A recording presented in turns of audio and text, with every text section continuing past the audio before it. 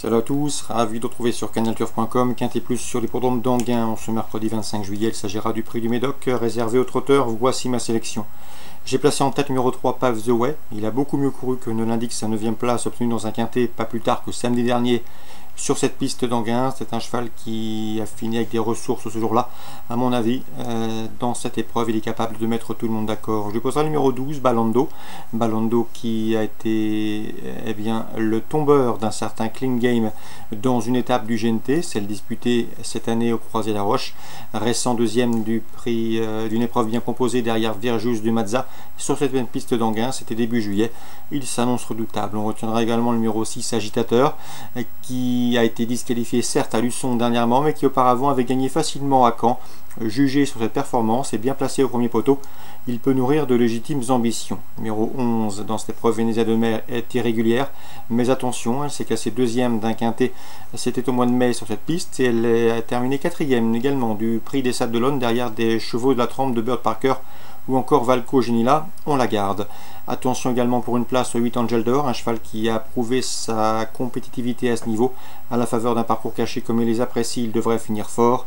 Le numéro 2 c'est Nancy America, elle reste sur plusieurs échecs, elle est peut-être certes plus confirmée sur les parcours de vitesse, mais elle sera déférée des 4 pieds pour l'occasion et confiée à Franck Nivard. En outre, le parcours piste plate va favoriser ses intérêts.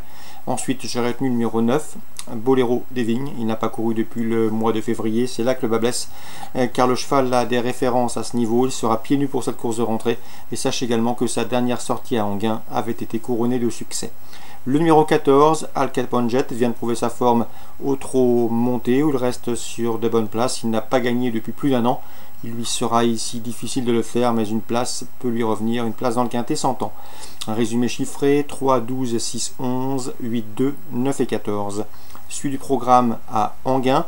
Dans la deuxième course, je vous recommande le 10, Vorbasdello, jugé digne de courir le prix d'essai, une épreuve de groupe 1. Il trouve ici l'occasion de s'imposer. On lui opposera le 8. Dans cette épreuve, c'est Faster Siga qui vient de s'imposer sur le parcours proposé, mais également le 6, Festif de Melray, qui lui possède le meilleur chrono du peloton sur ce parcours, 210, 8 et 6. La suivante, mon préféré, sera le 311. Dans cette épreuve, c'est Quentin de l'Éclair, un cheval de qualité. Il avait gagné sur ce parcours à pareille époque l'an dernier. Il vient de se classer deuxième d'un récent quintet. Il devrait lutter pour la victoire avec le 310, Kate Akira, laquelle collectionne les places d'honneur à ce niveau de compétition depuis plusieurs semaines. 311, 310, la quatrième. Ma préférée sera le 407 Castanella, qui sera déféré des 4 pieds. Contrairement à ses 2 dernières sorties publiques, c'est une course visée. Je lui associerai le 402 Corfou, une jument de qualité. Sylvain Dupont l'estime en retard de gain, reste sur un probant succès. À mon avis, elle qui aime aller aux avant-postes peut les emmener très loin. 407, 402. La cinquième, mon préféré sera le 509 Falakid Kao. Il est estimé par Stéphane Prioul, un cheval qui a déjà eu l'occasion de montrer sa qualité en province. Ici, il devrait pouvoir jouer les premiers rôles. Et enfin, dans la 8e, le 813 Levette de Banne, Berry de Crédit. Elle a, pour elle, d'avoir gagné pour son unique sortie sur le tracé qui nous intéresse. Sachez également qu'elle a prouvé à diverses reprises qu'elle avait la pointure d'une course comme celle-ci. 813 Babette de Banne, on résume tout ça pour Anguin rapidement.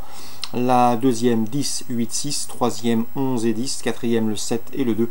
La cinquième, le 9. La 8e, le 13. Petit mot également sur Vichy en Réunion 3, avec 2 courses ciblées. La 3e, tout d'abord, avec le 303 Fenet et le 302 Fonza, respectivement affichés 2e et 3e sur cette même piste de Vichy courant mai. Il devrait pouvoir confirmer, mais il convient de le reposer.